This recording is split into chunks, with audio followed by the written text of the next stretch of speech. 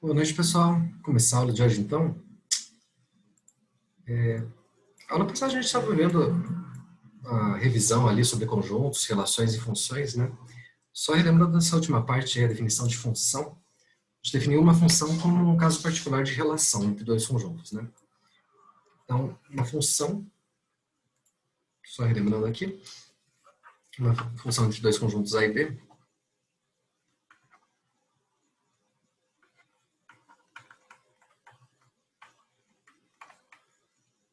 É um tipo especial de relação, então é um subconjunto do produto cartesiano de A por B.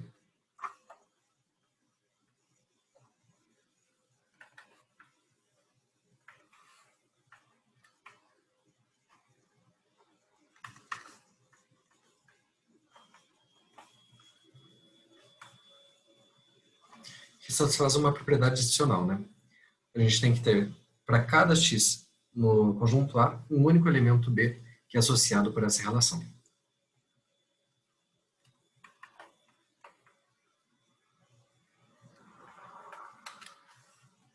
Então, para todo x, existe um único elemento y em B. Com licença, professor. Sim? Você não está compartilhando a tela para gente. Ah, sim, desculpa.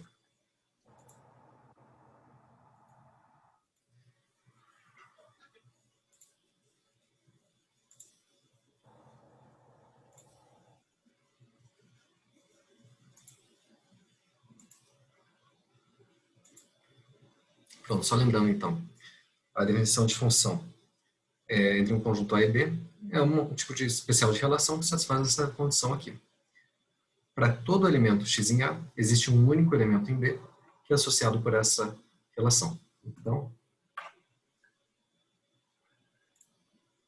para todo x em A, existe um único y em B, tal que f de x é igual a y. Fica fácil a gente ver isso naquele diagrama de flechas, né? Então, se aqui está meu conjunto A, e aqui meu conjunto B, cada ponto aqui do meu conjunto A eu posso associar no máximo a um elemento do conjunto B. No máximo não, é exatamente a um. Então, esse ponto aqui eu tenho que levar em alguém desse conjunto B, esse outro ponto eu levo em outra pessoa. Pode acontecer de eu associar dois pontos aqui diferentes a um mesmo ponto do B? Pode. O que não pode acontecer é, primeiro, sobrar alguém do conjunto A. Para todo elemento de x em A tem que existir um y. Então não pode sobrar ninguém aqui. E outra coisa que não pode acontecer é eu associar um ponto de x a mais de um elemento do B.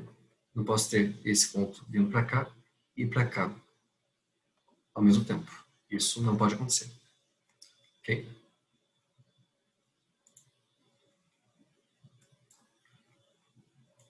Bom, aqui são algumas formas diferentes de representar a função. Aqui é como um subconjunto do produto cartesiano, né? Aqui, por exemplo, nesse exemplo que a gente tinha antes, no conjunto A, sendo ABC.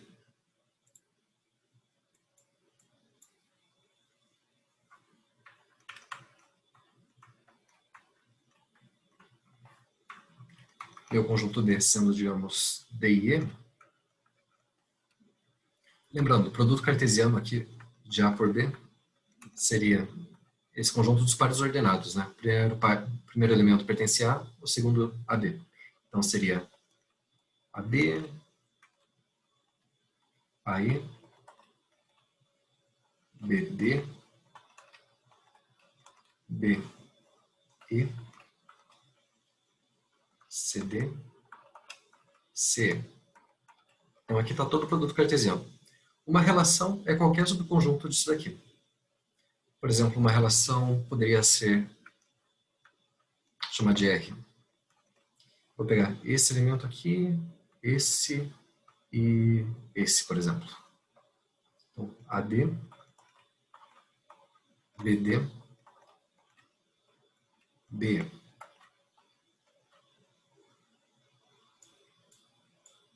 Um jeito de representar essa relação é pelo diagrama de flechas, né? Se a gente fizer aqui o conjunto A, sendo A, B e C, aqui meu conjunto B como D e E, cada por ordenado desse a gente coloca uma flecha. Então, a primeira aqui, de A para D, a segunda, B para D, e a terceira, B para E.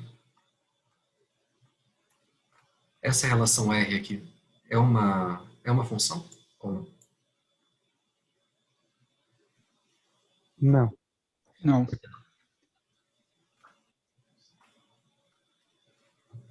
Ela não é função por dois motivos, né? Primeiro que o elemento C aqui não está associado a ninguém do conjunto B. E segundo, porque o elemento B está associado a dois elementos diferentes do conjunto B. Então, pelos dois motivos aí, essa relação não é um tipo de função. Uma função seria, por exemplo, alguma coisa desse tipo.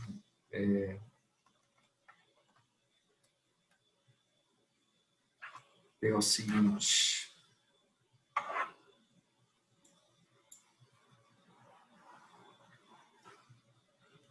Vamos pegar esse par ordenado, esse daqui e esse outro.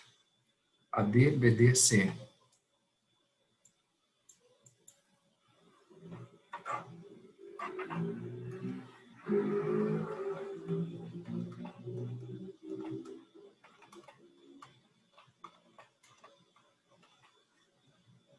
Então, só colocando vou fazer um desenho aí para ficar mais fácil de enxergar. Então, A, B, C, D e E. O meu primeiro par aqui, AD, segundo BD, terceiro C. Agora sim, essa relação é uma função, né? Para cada elemento aqui do conjunto A, a gente associa um único elemento do conjunto B. Então, essa relação é uma função.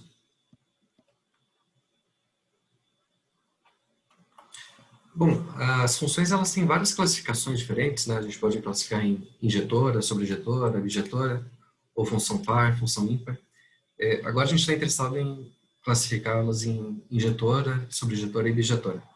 Então vamos relembrar essas definições aí. Vou começar aí com as funções injetoras. Ah, tá, mas antes vamos só definir o que é a imagem de uma função, né?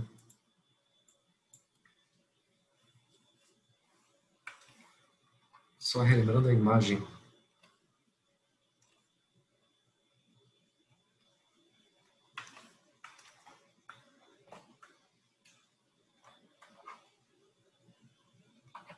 De uma função f de A para B. É o subconjunto do contradomínio dos elementos que são associados em algum elemento do domínio, né? Pela função. Então é o seguinte.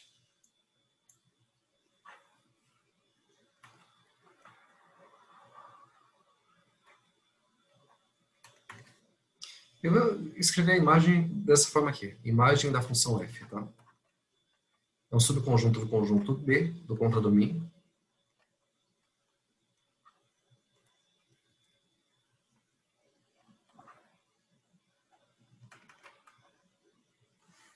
Que é esse conjunto aqui. Imagem de f são todos os elementos y que pertencem a B, tais que existe algum elemento x em A com f de x igual a y.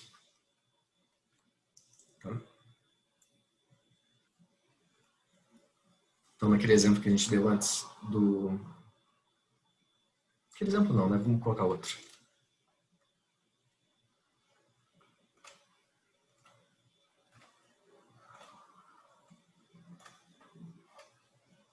Se for uma função desse tipo, por exemplo.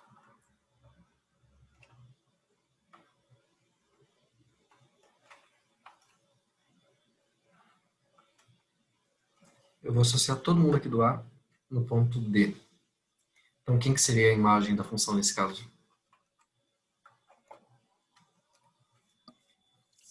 Olha, para o ponto D. D. Isso. Para o ponto D, existe algum elemento aqui do A que é associado a ele? Existe, né? Na verdade, existe até mais de um. Existem 3 aqui. Então, o D faz parte aí da imagem. Agora, o E não, né? Porque o E não tem ninguém do conjunto A que está associado a ele. Então, ele não faz parte da imagem.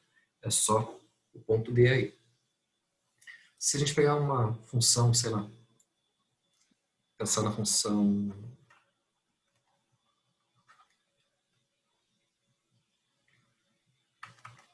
de R em R,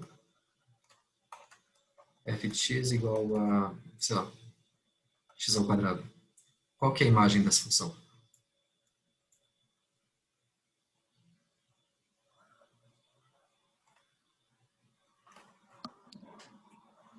Reais.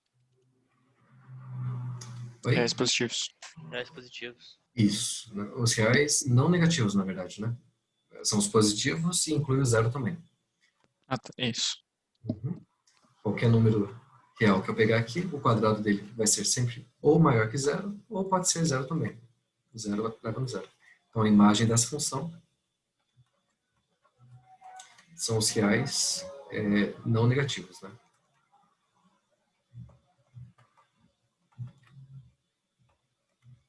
Os maiores ou iguais a zero. Beleza. Deixa eu ver se mais alguma coisa aqui. Tá.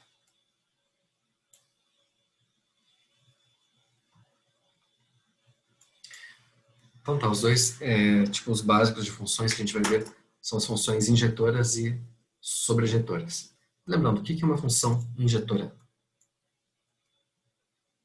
Só outra coisa aqui. A questão de notação, a gente pode denotar a imagem da função f como desse jeito aqui, imagem de f, ou pode escrever assim também. Nesse exemplo aqui da função f de a para b,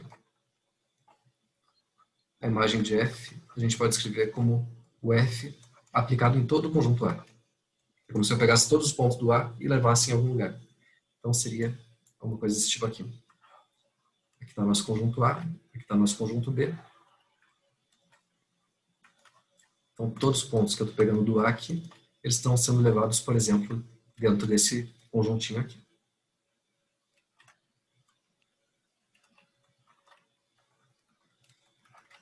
E pode ter alguns aí fora, né? Sobrando.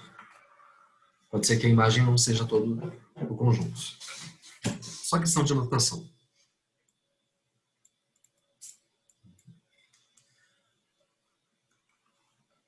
Bom, lembrando a definição de função injetora e sobrejetora, então. Quando que a gente diz que uma função é injetora? Quando todos os elementos da imagem estão relacionados com alguém do domínio. Isso é sobrejetora. Perdão. Cada elemento do domínio está relacionado unicamente com um elemento. Peraí. Cada elemento da imagem está relacionado unicamente com um do domínio? Quase. É que aí você está supondo que a função é sobrejetora, falando assim. Tem que escrever com detalhe, na verdade. Olha, a gente vai dizer que uma função... cada um se relaciona com um. Tipo, por exemplo, não tem um... Por exemplo, vamos pegar, por exemplo, o elemento x e o elemento y do domínio. Eles não levam no mesmo elemento da imagem. Isso mesmo. Então, a função, a gente diz que ela é injetora se acontece o seguinte.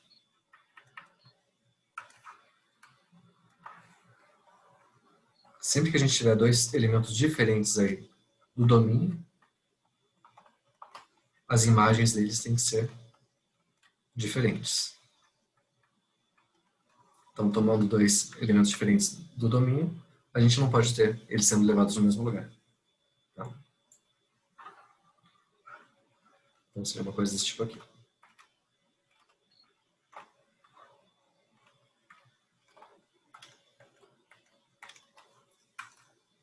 Esse elemento está vindo aqui, esse aqui em outro lugar e esse em outro. Então não pode repetir a mesma flecha chegando no mesmo lugar. Por exemplo,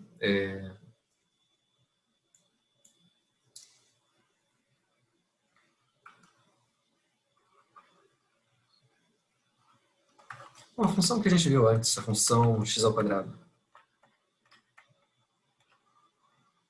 Aqui é um outro jeito de denotar a função, tá, pessoal? Olha, a função do domínio para o contradomínio, e qual que é a regra que ela satisfaz? Ela leva o x em x ao quadrado. É a mesma coisa que eu escrever que f de x igual a x ao quadrado. Essa função, ela é injetora ou não? Não, Por que não? porque, por exemplo, se eu pegar... Porque 2 elevado ao quadrado e menos 2 elevado ao quadrado está dando o mesmo Uhum. elemento. Isso mesmo. Então, ela não é injetora. Para mostrar que não é injetora, basta um contra-exemplo, né? Igual esse que você deu. Então, por exemplo, a gente tem aí o 2 diferente do menos 2, mas a função aí aplicada em 2 dá 4, que é a mesma coisa que f de menos 2. É 2 ao quadrado, e aqui, menos 2 ao quadrado, né? Então, elementos diferentes têm a mesma imagem. Ela não é injetora. Seria uma coisa desse tipo aqui. Aqui está meu 0, aqui está 1, 2, menos 1, menos 2.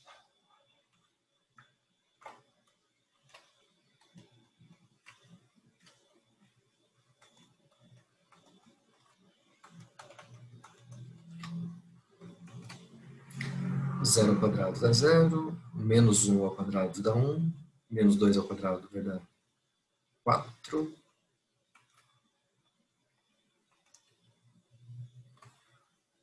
Só que o 1 ao quadrado também dá 1, 2 ao quadrado também dá 4, então ela não é injetora, né? Tem elementos diferentes sendo levados na mesma imagem.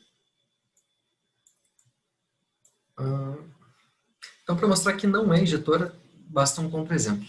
Mostrar que é injetora aí fica um pouquinho mais... tem que fazer uma demonstração um pouquinho melhor. Por exemplo, como é que a gente pode mostrar o seguinte?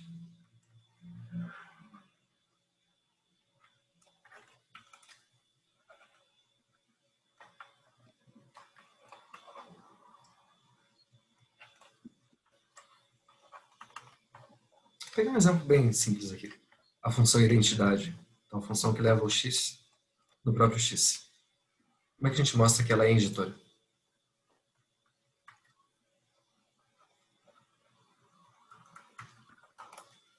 Dá para tentar usar a definição, não? Uhum, sim, exatamente. Tipo, se os f's de x pega 2 elementos, Uhum, tá. Peguei eu dois acho. elementos aqui de f. E daí? Deixa eu ver, peraí. Tipo, se f de x é igual a f de y, C e somente C, x igual a y. Só que daí a gente teria que provar isso também. Então, mais ou menos. Olha, para mostrar que a função é injetora, a gente tem que mostrar o seguinte, que se o x é diferente de y, então o f de x é diferente de f de y, certo? Essa é a definição de função injetora. Então tá, olha, peguei dois elementos diferentes. X é diferente de y. Quem que é f de x? É o próprio x, né? É a definição da função aqui. O f de x é x. O f de y é y. Então, isso daqui é a mesma coisa aqui. F de x, e isso aqui é a mesma coisa aqui. F de y. Então pronto, não tem nada que fazer aqui. Se o x é diferente de y, então o f de x é diferente de f de y. Então essa função é injetora. Aqui ficou fácil, né? Porque a definição da função era muito simples. Essa função que leva o x nele mesmo, a gente chama de função identidade.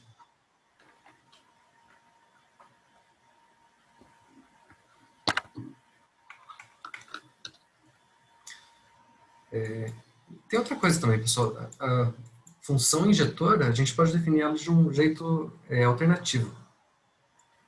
Só lembrando lá de lógica do primeiro período, vocês viram, por exemplo, essa equivalência aqui.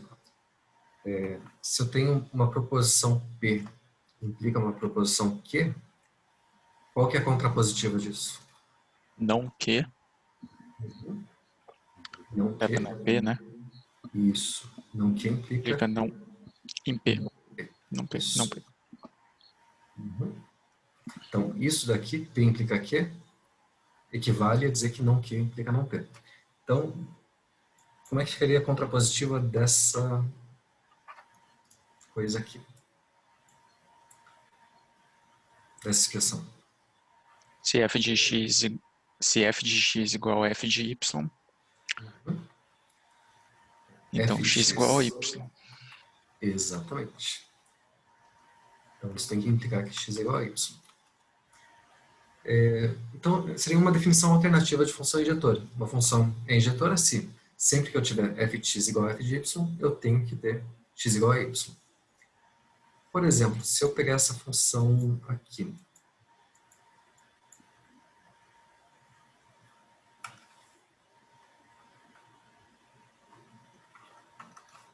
de novo, função dos reais para os reais, x leva em 2x. Quer dizer, a função f de x igual a 2x. Como é que a gente pode mostrar que ela é injetora?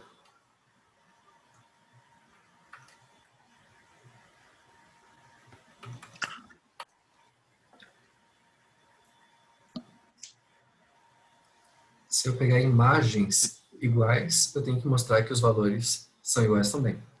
Certo? Isso. Então, vou pegar dois valores aqui. xy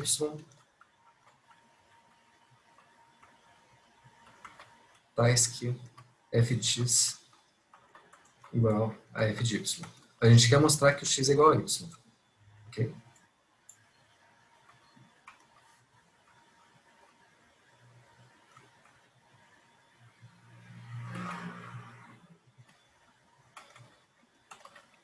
Bom, é só usar as propriedades dos números que a gente conhece já. Tá? Vamos aplicar a definição primeiro. Quem que é f de x e quem que é f de y? F de x x igual a 2y. é 2x, né? A definição da função.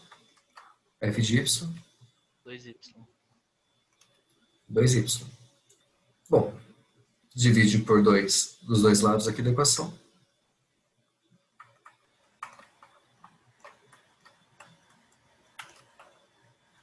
Simplifica essas coisas aqui, sobra que o x é igual a y.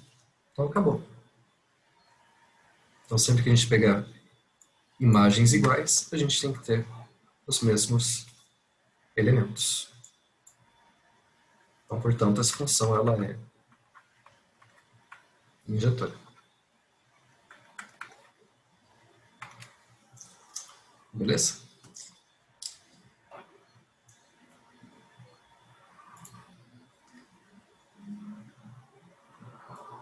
Tá, aqui eu coloquei as duas definições, tá? Como eu falei, são equivalentes. Então, x diferente de y implica f de x diferente de f de y, e f de x igual a f de y implica que x é igual a y. Então, aqui nesse diagrama, um exemplo de uma função que não é injetora. Tem 3 elementos aqui sendo levados na mesma imagem.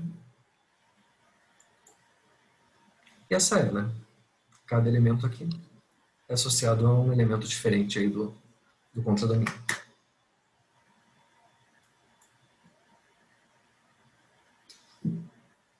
Bom, agora o segundo tipo de função, a gente vai lá no ensino médio, é a função sobrejetora, né? O que é a função sobrejetora? Agora sim, aquilo que eu falei antes. Isso. Então a gente vai dizer que uma função é sobrejetora quando o contradomínio é igual a imagem, né?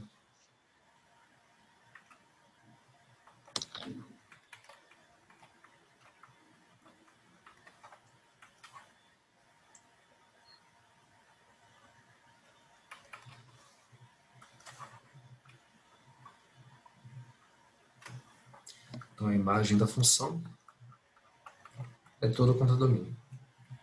Então, não pode estar sobrando elementos ali no segundo conjunto, que não são associados a ninguém.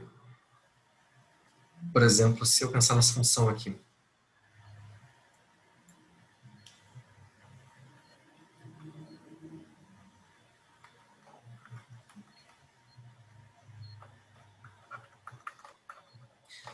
de R para R,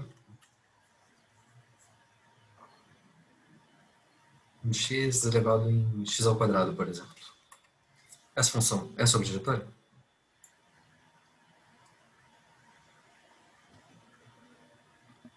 Não, Por que não? E a dos porque R positivos são. o contradomínio dela são os reais e a imagem é apenas os reais positivos, incluindo zero. Isso, exatamente. Então, qualquer número real que eu pegar aqui, o quadrado dele sempre vai ser positivo ou zero, né? Então, a imagem dessa função são só os reais não negativos, que é diferente do contradomínio. Então, quando eu falo de função ser sobrejetora, sempre tem que ver em relação a que eu estou considerando, qual que é o contradomínio que eu estou considerando. Então, essa função, ela não é sobrejetora.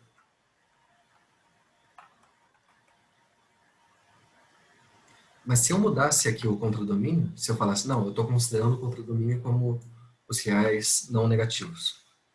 Então, a função agora é isso daqui. Para os reais não negativos. Agora, essa função é sobrejetória?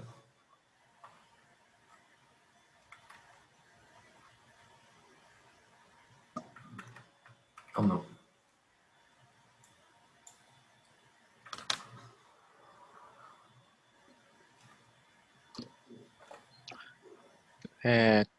Também não. Por que não? Não, perdão. Confundi. É sim. É, né? Olha, para a gente mostrar que a função é sobrejetora, tem que mostrar que a imagem dela é igual ao contradomínio. Ok? Então, como é que a gente mostra isso? Eu tenho que pegar qualquer elemento aqui do contradomínio, qualquer elemento y, eu tenho que mostrar que existe um número x aqui no domínio que é elevado nesse y pela função. Então, o que a gente tem que mostrar? O seguinte. Existe um X.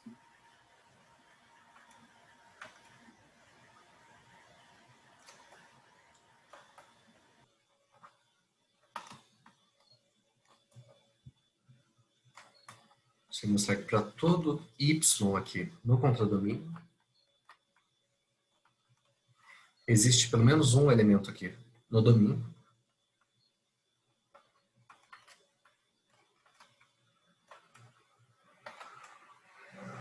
tal que o fx é igual a y.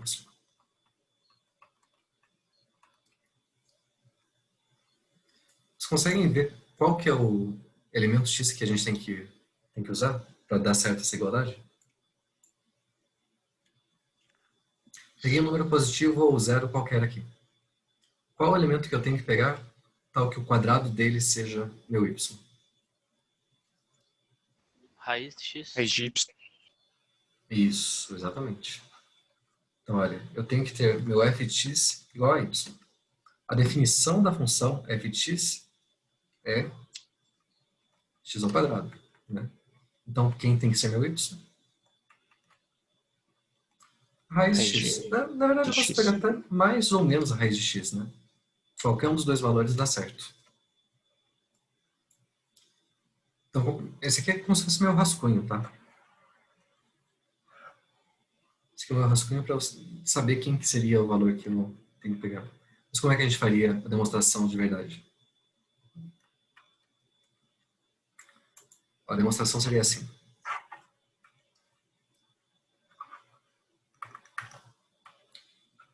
Então, eu peguei um elemento qualquer aqui no meu contradomínio. Eu vou pegar algum elemento do domínio que vai dar certo as contas. Quem que é esse elemento? O x vai ser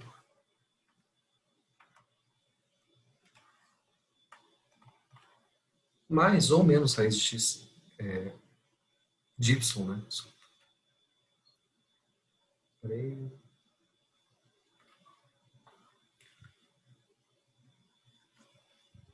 x ao quadrado. Aqui está ao contrário, pessoal.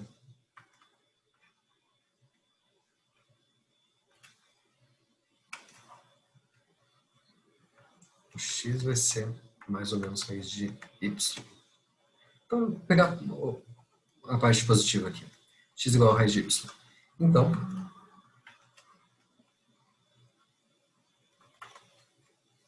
quem que vai ser meu f de x? Vai ser o x ao quadrado. Agora, o x é raiz de y. E raiz de y ao quadrado vai dar o próprio y. Então, pronto. Para qualquer y, a gente achou um x no domínio, tal que f de x é igual a y. Então, isso mostra que a função é sobrejetória.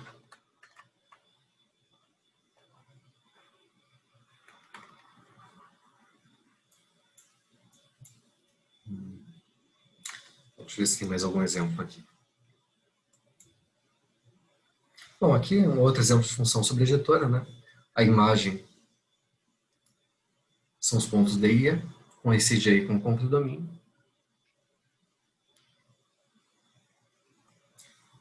Vamos voltar naquele exemplo de antes, então, na fx igual a 2x. Como é que a gente mostra que essa função é sobrejetória?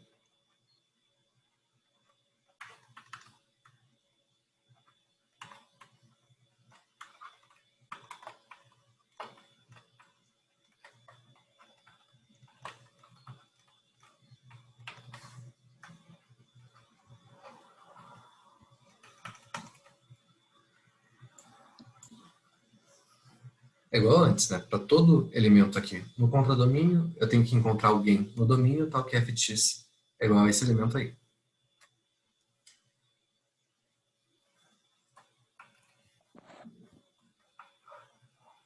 Então aqui estão meus reais, aqui meus reais.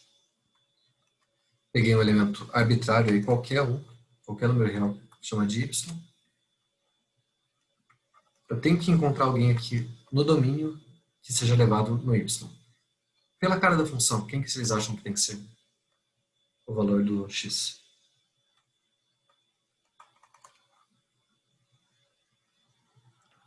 X sobre 2? Y sobre 2, né? Eu preciso que o f de x seja y. O f de x é 2x. Então, o x para dar certo na minha conta tem que ser y sobre 2. De novo, isso aqui é só meu rascunho que eu vi quem que tem que ser o cara que vai dar certo as contas. Então, como é que a gente mostra que a função é sobrejetória?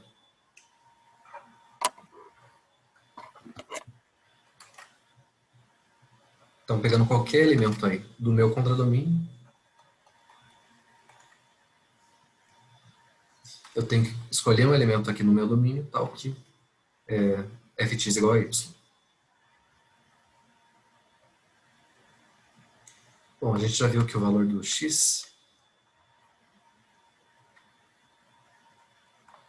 seria y sobre 2. A gente tem o seguinte.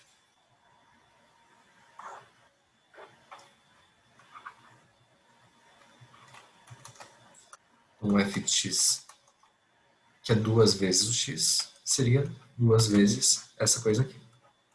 Y sobre 2, então vai dar o y. Pronto. Então, encontramos aí alguém do domínio que é levado no nosso y. Beleza?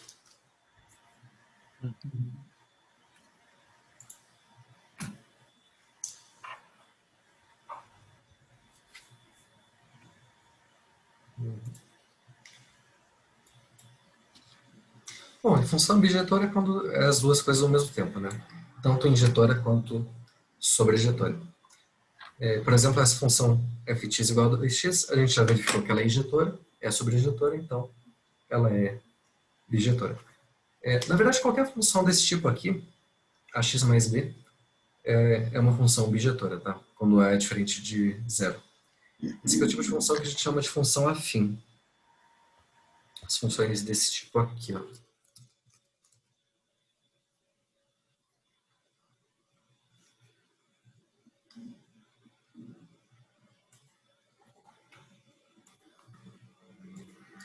Deixa eu colocar um A qualquer aqui, um B aqui. Então, as funções do tipo x mais b. São funções que o gráfico são retas, né? Todas elas são tanto injetoras quanto sobrejetoras. Por quê? Bom, se eu pegar pontos diferentes aqui no meu domínio, A e B, as imagens deles vão estar... Bom, deixa eu fazer aqui.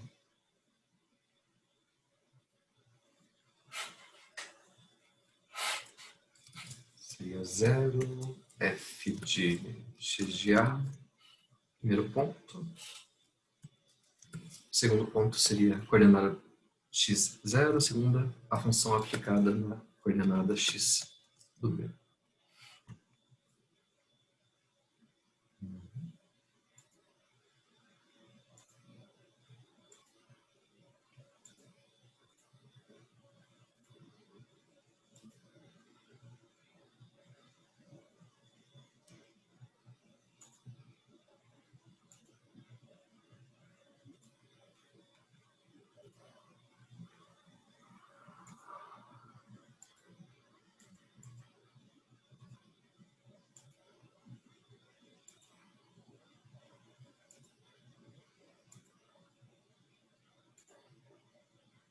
Só por essas retas aqui.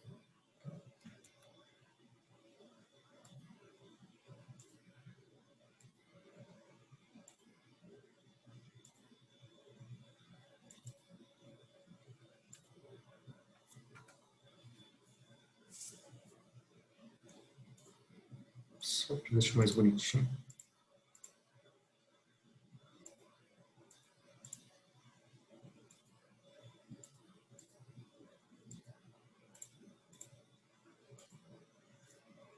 Então, olha, qualquer função afim que a gente pegar aqui, se eu pegar pontos com valores diferentes, as imagens vão ser sempre diferentes, né? O A é diferente de B, o C é diferente de D. Aqui são os pontos do domínio, aqui os pontos da imagem. E, claro, também qualquer ponto que eu pegar aqui no meu contradomínio,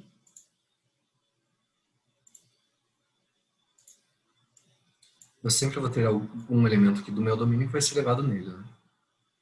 Esse ponto G que eu fixei aqui, é só pegar um valor A apropriado aqui, o f de A vai ser igual a esse ponto G aqui.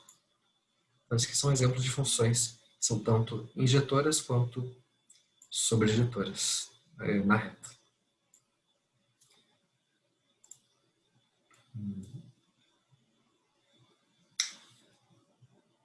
Tá, eu vou deixar como exercício isso daqui para vocês, tá? Verem que qualquer função desse tipo é tanto injetora quanto sobrejetora. Tem um detalhe aqui que o A tem que ser diferente de zero, esse coeficiente angular.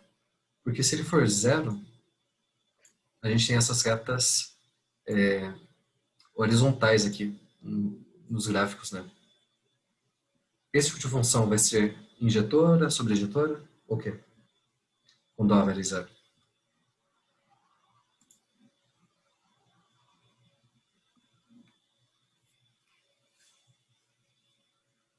Uma função constante, né? Ela é injetora?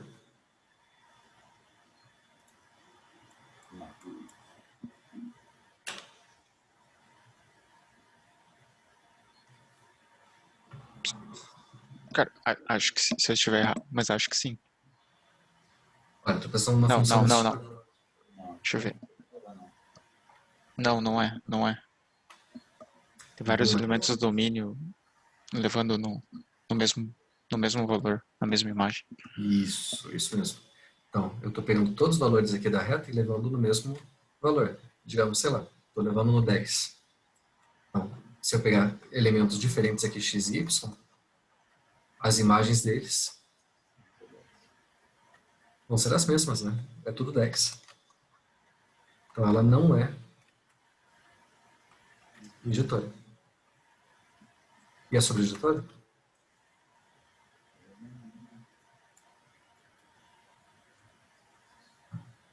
Também? Não, ela é sobrejetora. É a sobreinjetora? Qual que é a imagem dessa função? Ah, não. Depende do contradomínio. Isso. Isso. Nesse caso não é. Não é, né? Porque o Então, 10 é nesse teu caso o 10 é diferente dos isso reais, mesmo. no caso.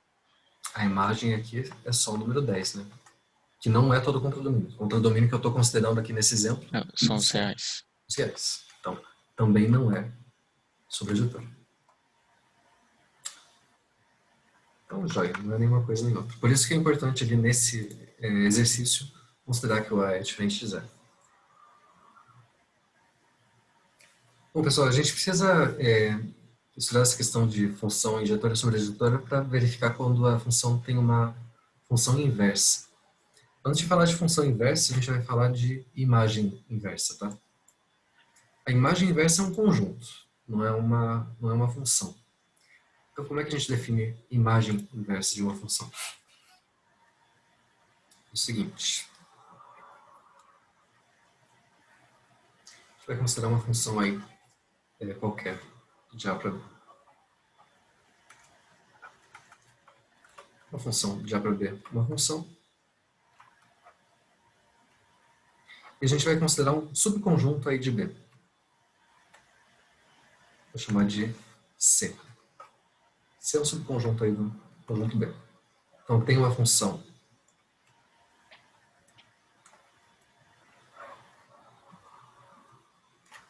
de A para B.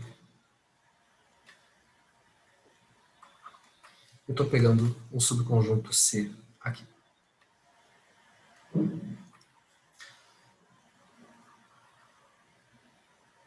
A imagem inversa desse conjunto C vão ser todos os pontos desse conjunto A que são levados aqui dentro de C.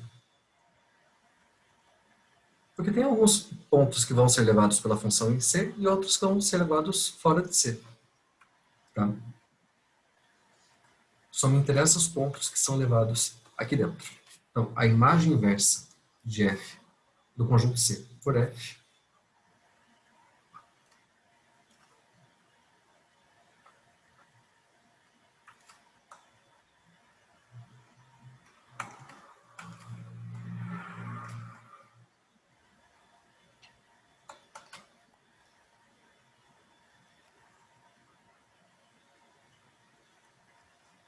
isso aqui é um outro conjunto, um subconjunto de A, no caso, esse subconjunto aqui, que eu vou escrever como F a menos 1 do conjunto C.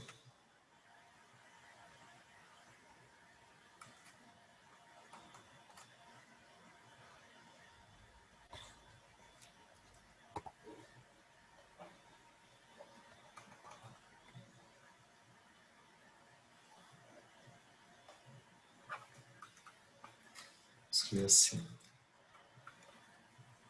O F a menos 1 de C são todos os elementos de A, todos os elementos X pertencentes a A, tais que o F de X pertence ao conjunto C.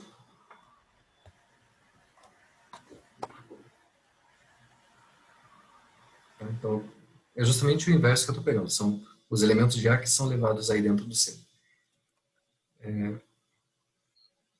Vou fazer uns exemplos aqui para ficar mais claro. Digamos...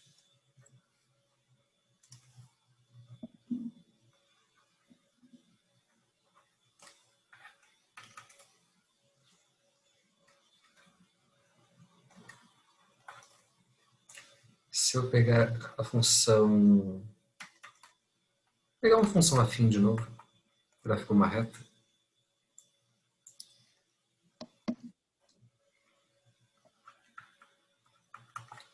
Dois x mais 1, por exemplo. Sei lá.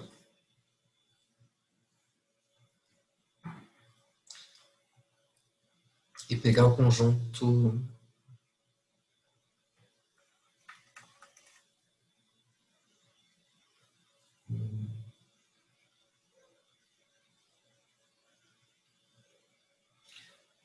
Digamos, intervalo fechado de 3 até 5.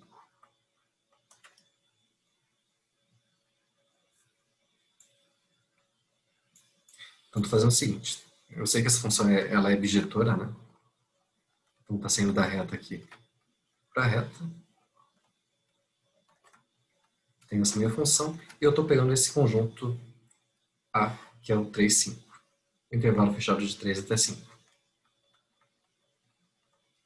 Qual que é a imagem inversa desse conjunto em relação a essa função? Quem que é meu f é menos 1 de eta? Quais números reais são levados dentro desse intervalo aqui, 3, 5, por essa função? 1 e 2. De 1 até 2, né? Isso mesmo. Vai O ser A está definido como intervalo? um intervalo. É um Ah, conjunto. tá. Entendi. Isso. Porque, olha, vamos ver aqui no GeoGebra para ficar mais simples. É 2x mais 1. Ah, entendi. Eu achei que você tinha definido A apenas como 3 e 5. Ah, não, é o intervalo. Sim. 2 mais 1. Então, olha, aqui a gente está fazendo o seguinte.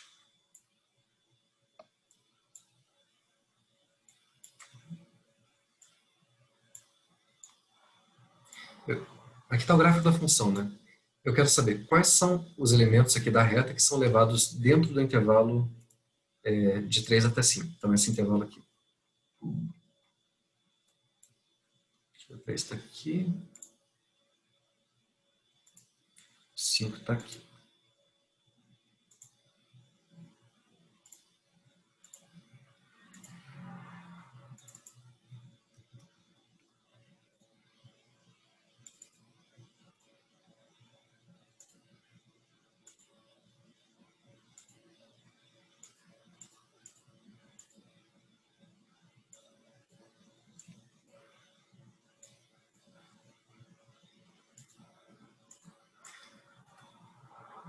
Então, eu quero saber quais pontos aqui da reta são levados dentro desse intervalo.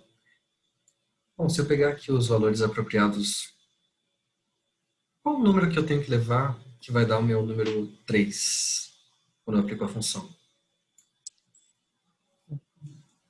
Olha, a função que a gente está pegando é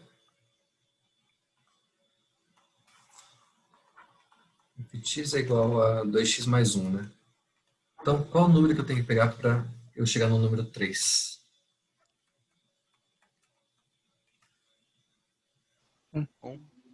1, né? 2 vezes 1 mais 1, 3. Então, realmente é o 1 que está aqui. E para chegar no 5? 2. 2. Isso aí, então.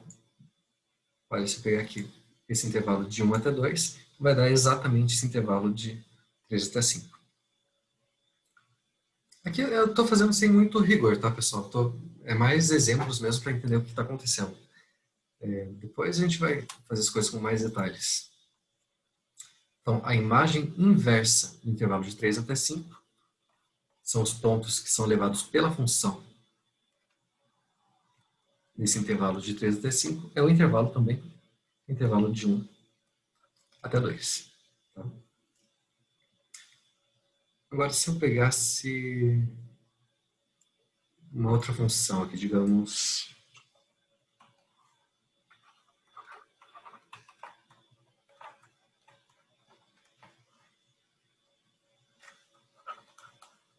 função x ao quadrado.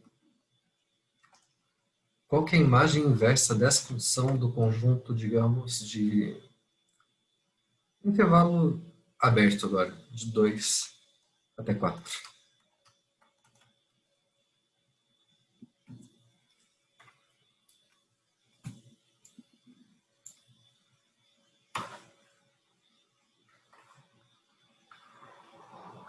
De novo, estou saindo da reta, chegando na reta.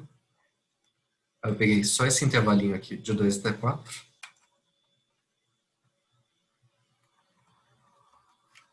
Quero saber quais são os números reais que, quando eu aplico o quadrado, vai dar alguma coisa entre 2 e 4. 1 e 2 de novo? Não, Não. entre raiz de 2 e 2. Raiz de Isso, né? 2 e 2. É que a raiz de 2 ao quadrado vai dar o 2. É só isso? Ah, não. Tem o negativo também. Isso, tem negativo, né? Então seria de... Como é que eu posso definir? Aqui você pegou a parte São só 4 positiva. elementos, né? Coloca os 4 Vai elementos ser só. por intervalo, né? Uhum, Não, sim. pode colocar elemento por elemento, não. É, É pouco. ó, você pode escrever isso aqui como uma união, né? União de dois intervalos. Então, o intervalo de raiz de 2 até 2, união com o intervalo, a parte negativa, né? Vai Sim. vir de De menos menos 2 raiz de, até menos menos raiz raiz de de 2. 2. É o contrário, porque menos 2 está mais à esquerda do menos raiz de 2, né? Mas se a gente ver aqui no GeoGebra, Sim. deixa eu trocar essa função aqui e colocar x ao quadrado. Aqui, apagar esses números aqui.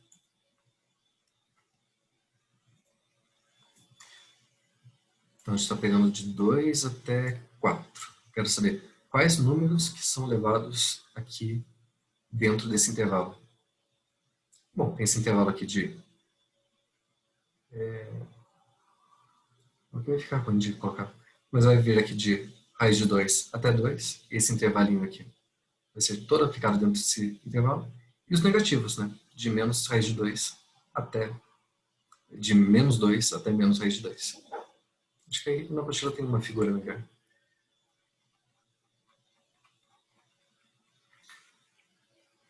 Aqui. Bom, aqui está de 1 a 4, mas a ideia é a mesma. Então eu quero saber quais os números reais que, quando eu aplico a função, são levados aqui dentro. Como é que eu vejo isso no gráfico da função? Bom, eu jogo esse intervalo aqui no gráfico da função e vejo na horizontal, né? Então eu faço uma projeção aqui no gráfico e depois uma projeção para baixo.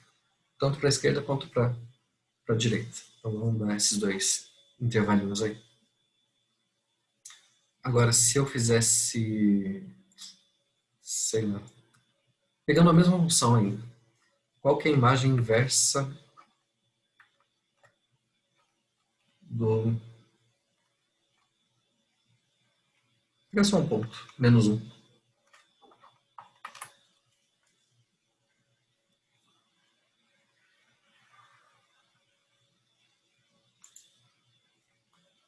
Se eu pegar esse ponto menos 1 aqui, quais os valores da função, quais os valores reais da função eu consigo, aplicando ela, chegar em menos 1? Não está definido dessa parte.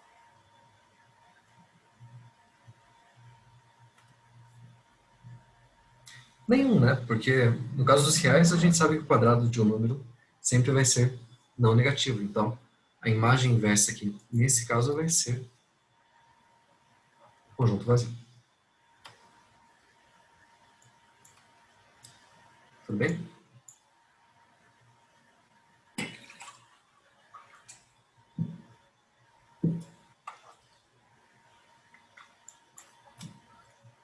Beleza. Vai ter uma associação, tá, entre imagem inversa e funções inversas daqui a pouquinho. E relação de função injetora e subdiretora. Bom, vamos estudar um pouco agora a questão de composição de funções. Composição é justamente o que a ideia está sugerindo, né? A gente vai pegar uma função e depois aplicar outra em cima dela. Então, como é que a gente define a função composta?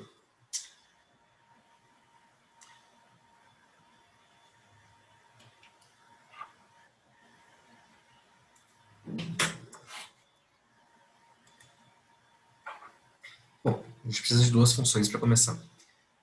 Então, pegar uma função f de a para b. E a função g ela vai sair do conjunto B, tá? Para um outro conjunto C, digamos.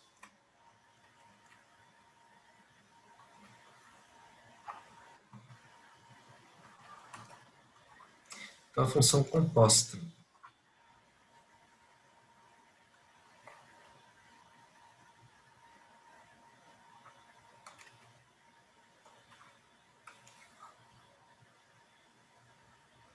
A gente escreve assim, G bola F, que sai de A e chega em C.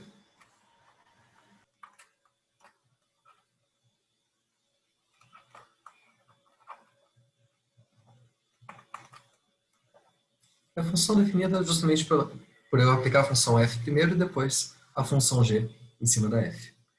Então, a função G aplicado em F aplicado em X. Ou melhor, essa é uma função que sai de A e chega em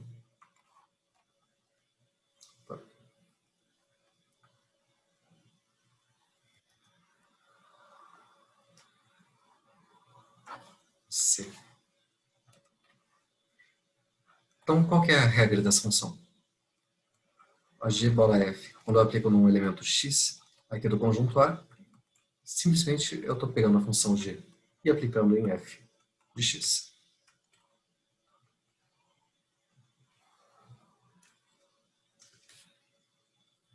Então fica mais fácil quando a gente faz o desenho, né, o diagrama. Então tem uma função F aqui,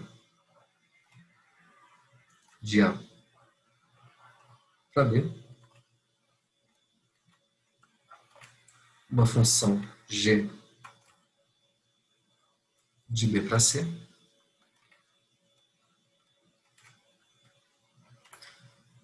e eu estou fazendo uma composição de... Estou inventando uma nova função, né? Saindo de A e chegando em C. E como é que a gente faz isso? Essa função G bola F. Parece estranho, né? Porque a G aqui ela está à direita da F e aqui ela está à esquerda. Por que está assim? Bom, como é que a gente define essa função? Eu estou pegando um elemento X qualquer aqui do conjunto A, ele está sendo levado no ponto f de x. Aí eu apliquei a função g em cima desse ponto. O que eu vou ter? A g aplicada em f de x. Por isso que a g está aparecendo à esquerda aqui, tá? No diagrama ela está à direita, mas a regra dela, na verdade, é à esquerda. Bom, definição de composição de funções, né? Não tem muito o que falar.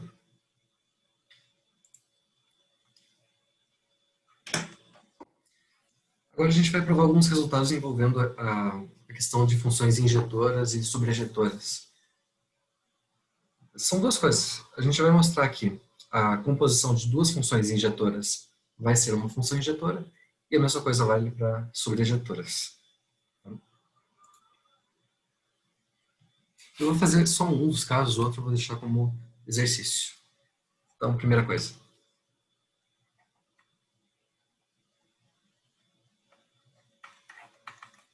Então, a composição de funções injetoras é uma função injetora.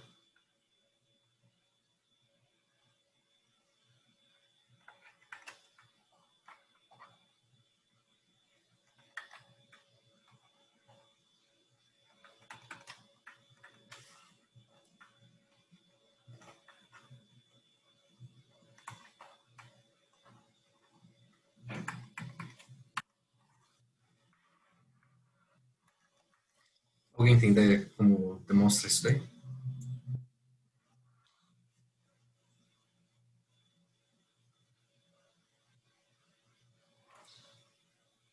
Olha, vamos começar copiando o que está dizendo o enunciado, tá?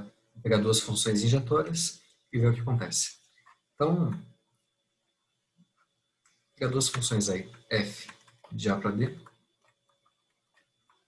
e g de B para C, duas funções injetoras. Só um detalhe aqui, pessoal, para eu poder fazer a composição de duas funções, o contradomínio da primeira tem que coincidir com o domínio da segunda, senão não vai ter como fazer a ligação, né? Então, funções injetoras.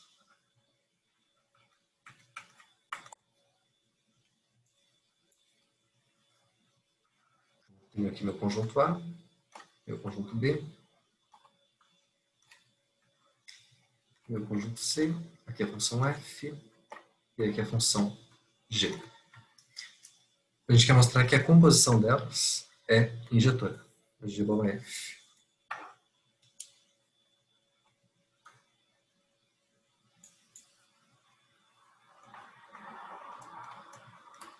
Como é que a gente mostra que uma função é injetora? Qual que é a definição?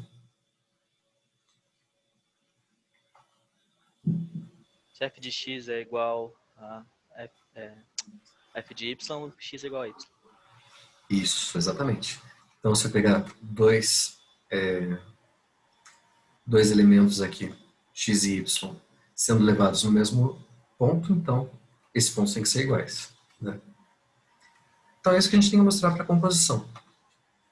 Então digamos que eu pegue dois pontos aqui no conjunto C, que tenham, ou melhor, dois pontos aqui, x e y, no conjunto A, que tem a mesma imagem pela composição. Então sejam x e y no conjunto A, tais que a G igual a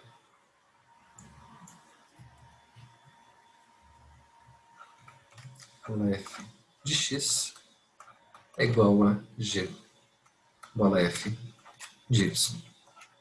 Tá, o que a gente faz agora?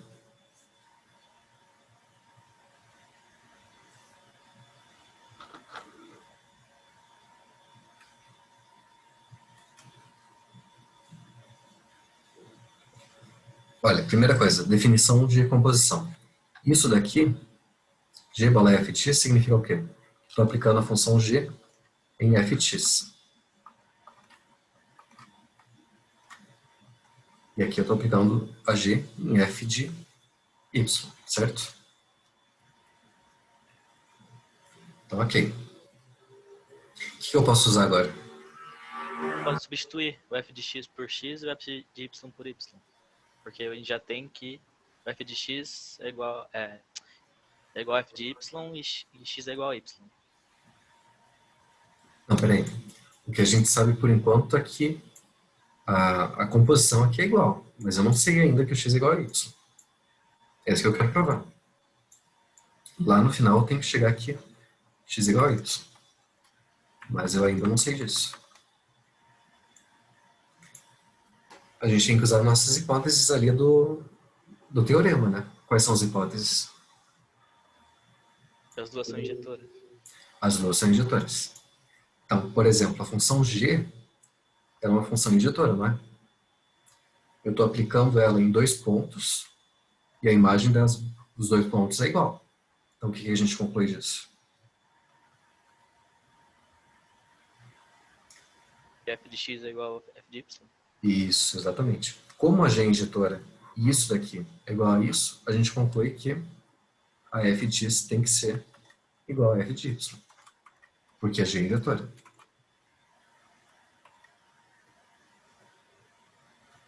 Se eu tenho imagens iguais, então os valores têm que ser iguais. E agora? Agora a f é injetora também. Então a x é igual a y. Isso mesmo. Agora, a f é injetora, eu tenho imagens iguais, então os pontos têm que ser iguais, porque a f é injetora. Então pronto, isso mostra aqui que a composição das duas injetoras ainda é uma função injetora. Só lembrando, a função é injetora quando, se eu tiver pontos diferentes, as imagens têm que ser diferentes. Ou usando a contrapositiva, né? Se as imagens forem iguais, os valores têm que ser iguais. Foi essa condição que a gente usou aqui. É bem simples, né, pessoal? Então, A maioria das vezes você usa a segunda mesmo, né? A maioria das vezes vai usar sim. a contrapositiva, né? Geralmente a gente tenta fazer demonstração por absurdo, né? Então, suponha que a função não seja injetora, então, e por aí vai. Ou dá para usar essa definição aí que sai direto pela contrapositiva. Beleza? A gente consegue mostrar também que a composição de sobrejetoras é sobrejetora, tá? Isso daí eu vou deixar como exercício para vocês. Então, seria uma segunda proposição aqui.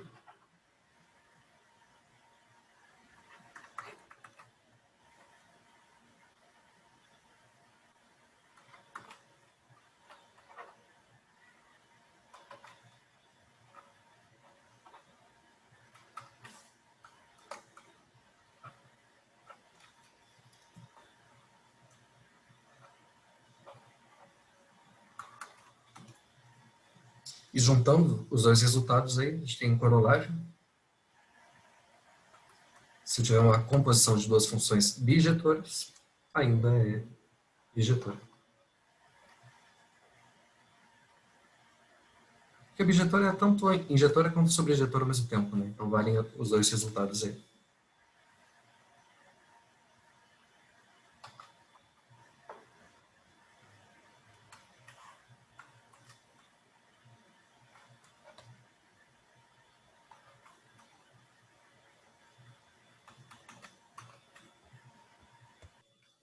Então, esses são resultados úteis para a gente verificar quando a função é injetora ou sobrejetora e ela parece ser meio complicada. Sei lá, por exemplo,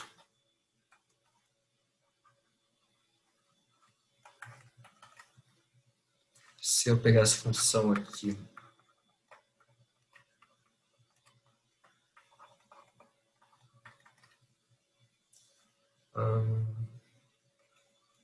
Deixa eu fazer uma pergunta. Para provar esse corolário aí, eu posso usar os dois teoremas de cima? Tipo, só falar dos sim, teoremas e... exatamente. O corolário, quando a gente fala corolário, é uma consequência quase imediata do que a gente já viu antes, né? Então, a demonstração disso aqui decorre imediatamente dos dois resultados anteriores.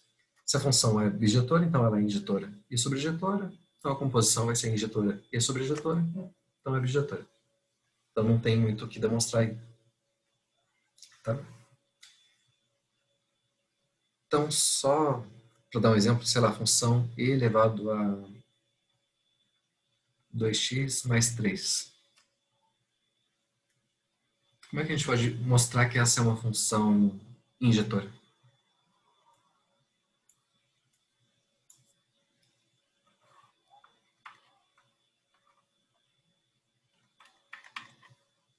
Vocês conseguem ver isso aqui como uma composição de duas funções injetoras?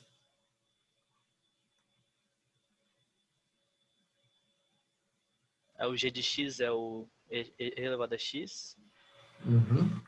e o f de x é o 2x mais 3. Não?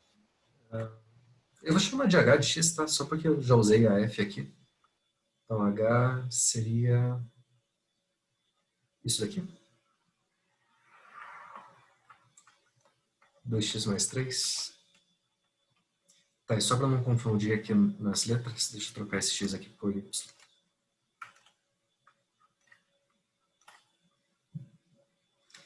Então, olha, função exponencial, a gente sabe que ela é injetora. Tá? Se eu pegar pontos diferentes, o e elevado a x vai ser diferente do e elevado a y. E aqui é uma função afim, que a gente sabe também que é injetora. Então, para Então, provar quando é exponencial, você tem que separar elas. Duas. Ou tem como provar direto. só para verificar, né? Porque eu quero mostrar isso aqui como uma composição de duas funções injetoras. Então, qual composição que eu tenho que fazer aqui? Entre essas duas funções para dar essa?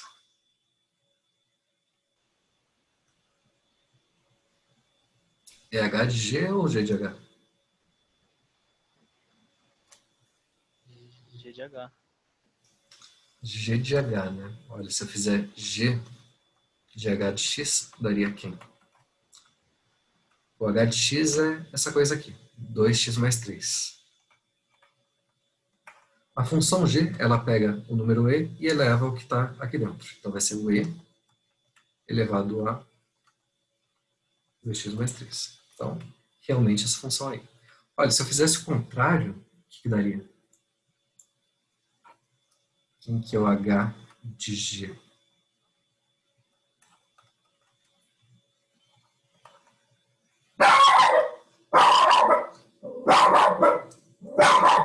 Só um pouquinho. 2 vezes.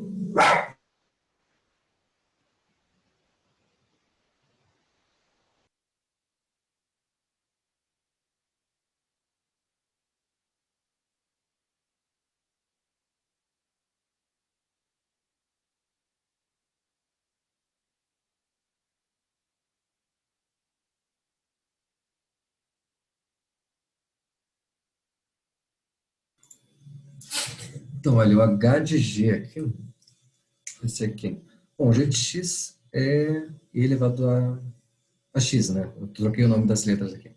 Então, seria e elevado a x, o h, ele faz essa coisa aqui, multiplica por 2 o que está aqui dentro e soma 3. Então, o 2 e elevado a x mais 3. Não tem nada a ver com o que estava antes.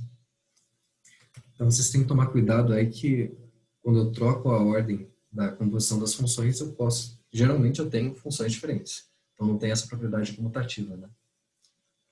Se a gente for ver aqui no GeoGebra.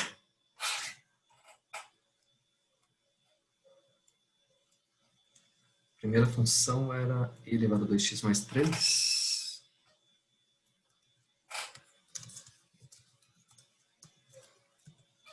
Essa função aí. E a segunda, 2 na x mais 3. São funções diferentes, né?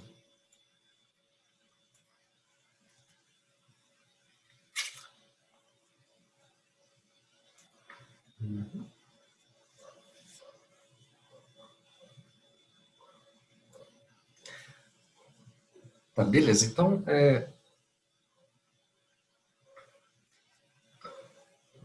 a gente vai começar a falar de funções inversas agora. Isso vai ser importante aqui mais pra frente.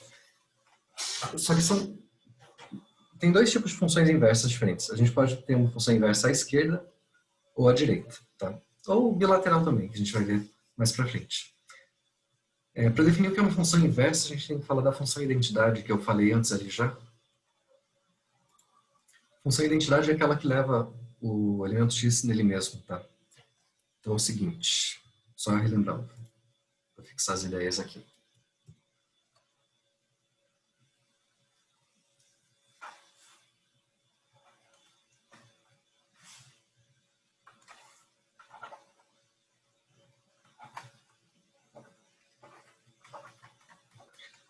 Uma função identidade tem que ser em relação a um certo conjunto, tá?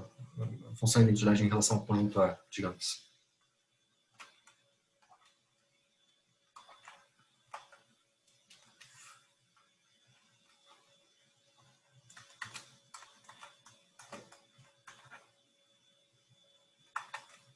A gente denota assim como ID. Vou colocar o A aqui só para fixar que a gente está falando em relação ao conjunto A.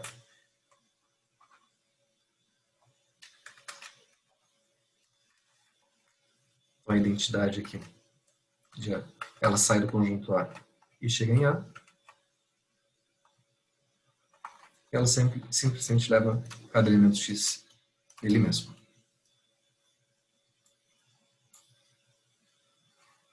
Vou só fazer um desenho aqui do... Eu tenho meu conjunto A. Vou copiar ele aqui do lado.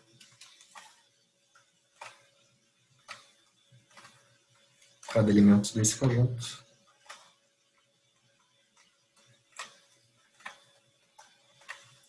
vai ser levado ele mesmo. X no x, y no y, z no z, e assim por diante. Isso aqui é a nossa função identidade. Tá? Bom, então a gente vai usar essa função identidade para definir função inversa. Primeiro, função inversa à esquerda.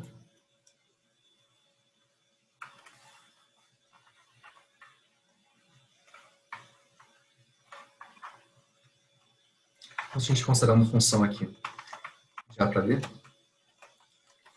a função inversa à esquerda de f.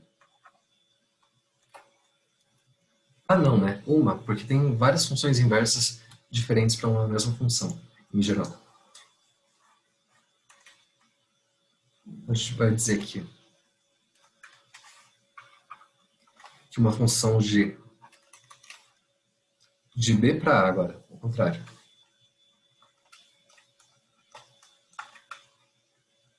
Uma função inversa à esquerda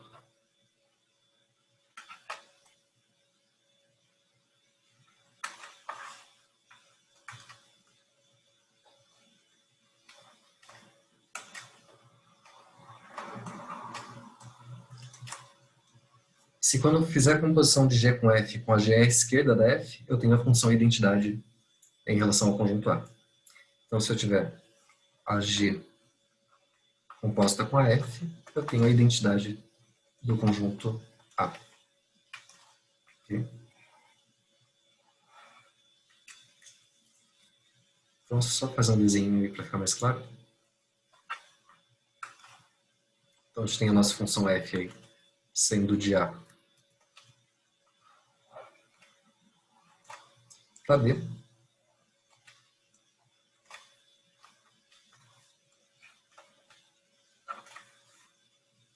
Eu tenho uma função G saindo de B para o A. Eu podia fazer ela aqui, tá? Mas só para não ficar muito confuso, eu copiei o conjunto A aqui do outro lado de novo. Então, quando eu faço essa composição aí, essa composição vai ser a G bola F, vai ser justamente a identidade aí do conjunto A. Então, eu pego qualquer elemento X aqui. Apliquei a função F, eu tenho meu ponto f de x. Apliquei a função g nesse ponto, o que eu vou ter? G de f de x, que tem que ser o próprio x. Então, o x está sendo levado por essa composição no próprio x. Ok? Então, a g inversa é a esquerda. De novo, aqui no diagrama, ela está à direita, né? Mas, na verdade, eu estou falando inversa à esquerda porque na composição ela aparece à esquerda, na escrita. G de f de x.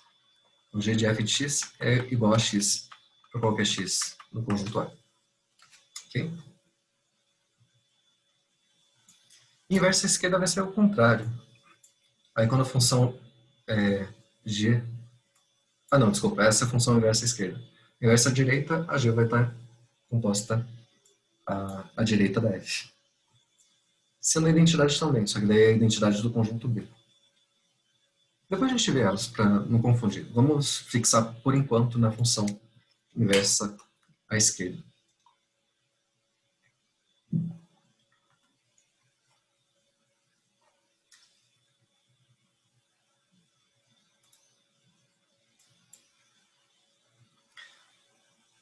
Tá, só para ver uns exemplos aí, então.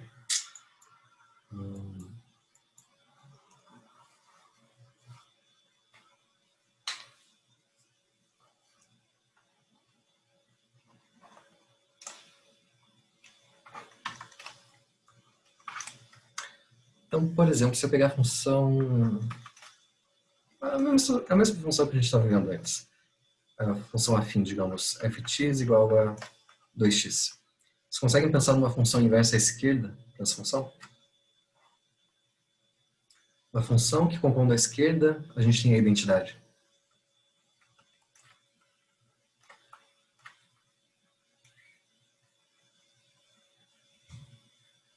Alguma ideia?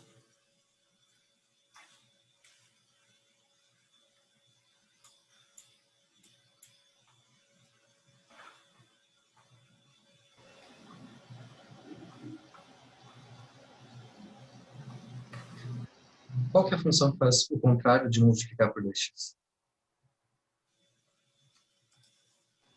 Y sobre 2? Isso mesmo. Olha, quando eu faço a composição aqui da g com a f definidas desse jeito aqui, o que a gente tem? Quem que é g de f de x? G de Y sobre 2. Não, G de 2x. Isso, é g de 2x, né? Uhum. Isso é a metade dessa coisa aqui. Então, é 1/2 de 2x que dá x. Então, olha, g de f de x vale x. É a função identidade aí da reta. Então, essa função é uma função inversa à esquerda para essa função f aqui.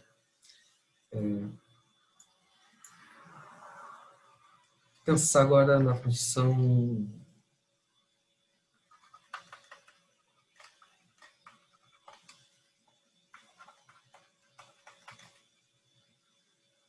digamos, x ao cubo. Vocês conseguem pensar numa função inversa à esquerda para ela? Raiz cúbica de x? Isso mesmo, raiz cúbica. Aqui eu não preciso restringir o domínio, né? Porque a raiz cúbica está definida para os negativos também. Então, digamos, raiz cúbica de y. Vamos ver se vai dar certo.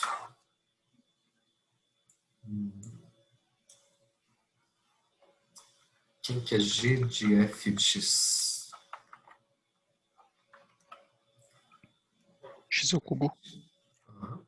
f de x ao cubo. Então, g de x ao cubo dá, Raiz cúbica de x ao cubo. que é o próprio x, né? Então, de novo, aqui deu a identidade. Vamos pensar agora... Função...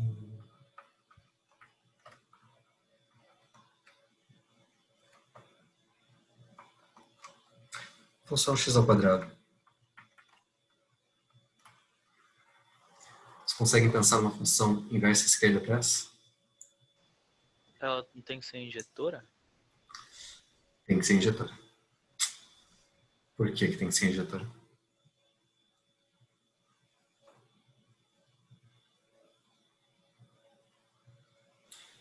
É o seguinte, olha, a nossa primeira Inversa se tentativa... for injetora. Oi? Tem aquela definição que para ter uma inversa tem que ser bijetora, não tem? Para ser inversa tem que ser bijetora, mas a gente não está falando de função inversa ainda. A gente está falando de função inversa à esquerda. Tá? Para existir uma função inversa à esquerda, ela tem que ser injetora, não bijetora. Para ter uma função inversa à direita, ela tem que ser sobrejetora. É isso que a gente vai ver daqui a pouquinho. Tá? Mas só para ver esse exemplo aqui. Qual que seria a nossa primeira tentativa para uma função inversa dessa daqui? A primeira seria raiz quadrada. Isso. Se a gente tentar a raiz quadrada aqui, por que não dá certo? Será que é verdade que g Que de vai f ser de mais x... ou menos x. Vai Então, ser só é que é o x. seguinte, né? Tem a questão do negativo, dos números negativos, né? Se eu pegar, por exemplo, sei lá, 2.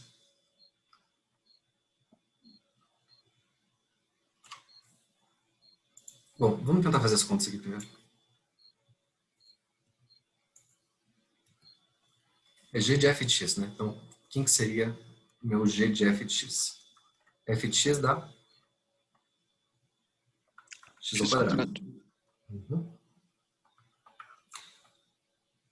Então, Raiz é quadrada g... de x quadrado.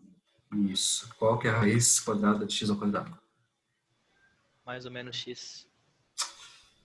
Na verdade, isso aqui dá o módulo de x, né? Uhum. Não é exatamente o x.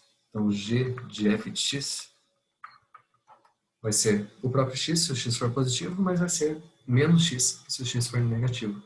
Então, por exemplo, se a gente pegar o 2, quanto que é g de f de 2? F de 2. 2 ao quadrado dá 4. Raiz quadrada de 4. 2. Agora, se eu pegar um número negativo, digamos o menos 2. 4. 4 de novo. Raiz quadrada de 4. 2 também. De novo. Então, olha, aqui não é verdade que o g de f de x dá x. Ele deu o oposto, né? Então, não deu o mesmo número aqui. Aqui em cima deu, aqui não. Então, essa não é uma função inversa para a função f.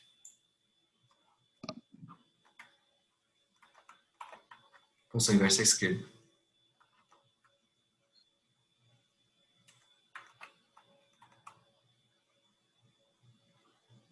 Na verdade, tem um motivo para isso.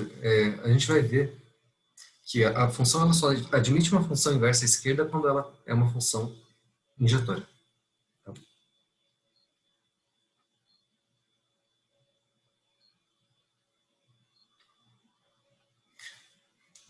Só para fazer mais alguns exemplos aí, usando esses diagraminhas de flecha.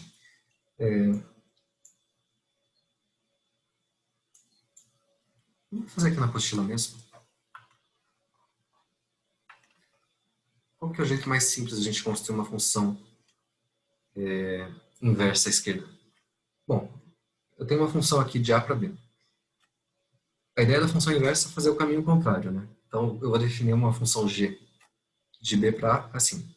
Esse ponto aqui eu vou levar neste. Esse ponto aqui eu vou levar nesse. Esse aqui sobrou, eu levo em qualquer lugar. Eu escolho ali onde eu levo. Por exemplo, nesse daqui.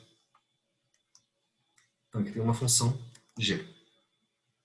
Do jeito que está desenhado aqui, é verdade que g de f de x é sempre igual a x? Ou não?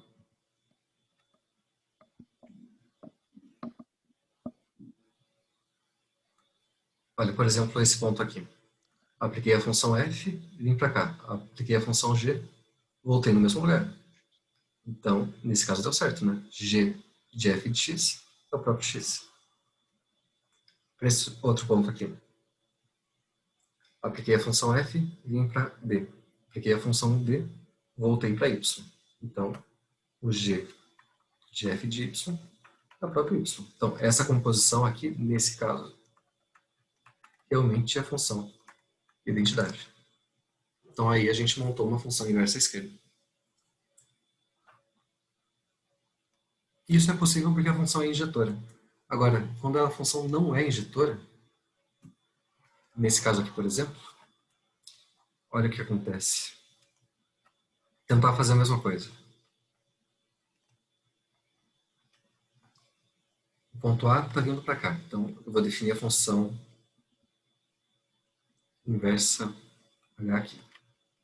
Esse ponto nesse. Agora, esse ponto aqui, eu vou levar onde? No B ou no C?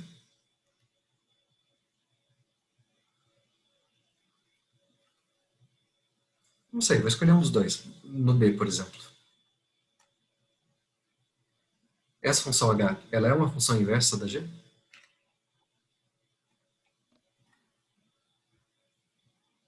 Inversa à esquerda?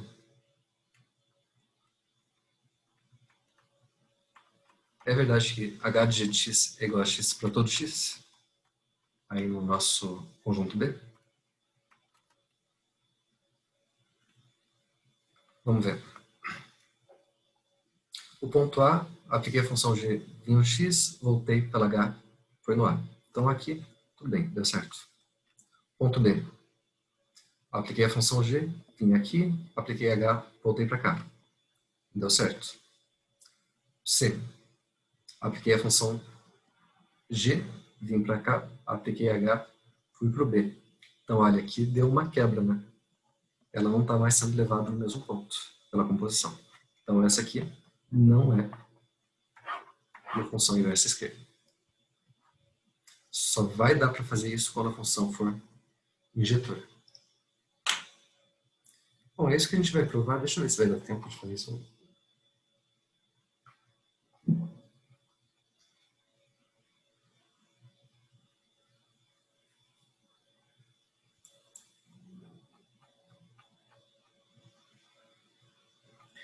A demonstração é um pouco longa aqui. Eu só vou fazer mais um exemplo, então, e deixar a demonstração ali para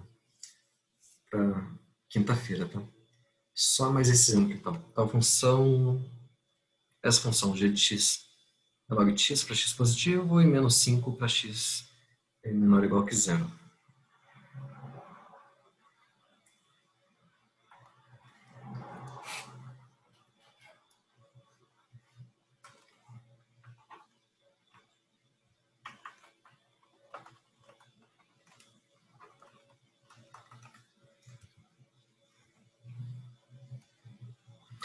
X,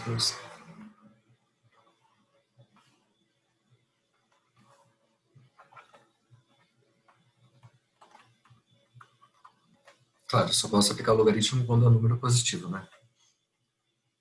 E para os negativos eu vou colocar menos 5. Alguma ideia de uma função que seja inversa à esquerda dessa daqui?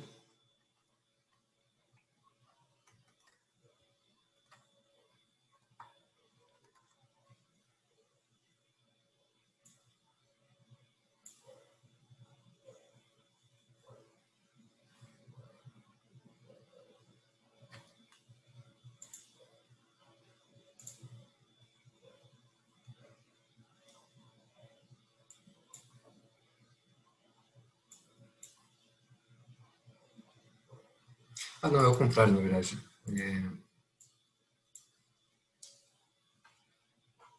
Pensar na função exponencial.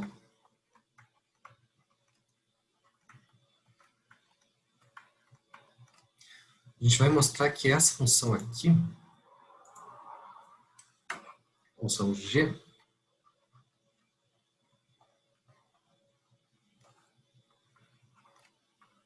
é uma função inversa à esquerda dessa função f. Okay? Parece esquisito que tem esse menos 5, né? Mas eu podia colocar qualquer número aqui que dá na mesma. Por que que isso daqui é uma função inversa à esquerda da função f? O que acontece quando eu aplico a g em f de x? É quanto?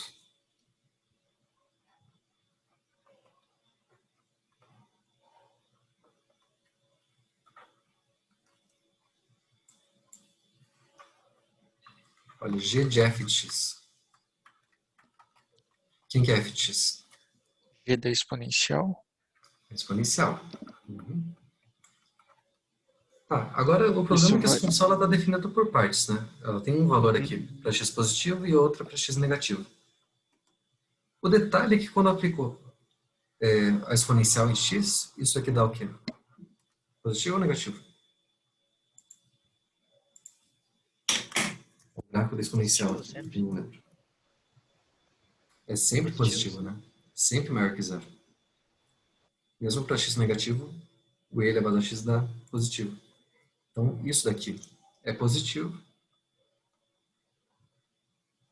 Então, a gente vai usar essa regra aqui. Que é log de elevado a x.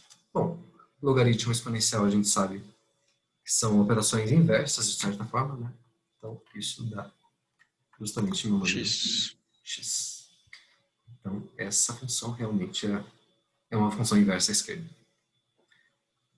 Bom, beleza, pessoal. Vou parar por aqui hoje, então. Na próxima aula, a gente demonstra esse resultado aí da existência de função inversa à esquerda quando a função é injetora. Beleza? Então, boa noite a todo mundo e até quinta-feira. A quinta tem horário de atendimento, pessoal.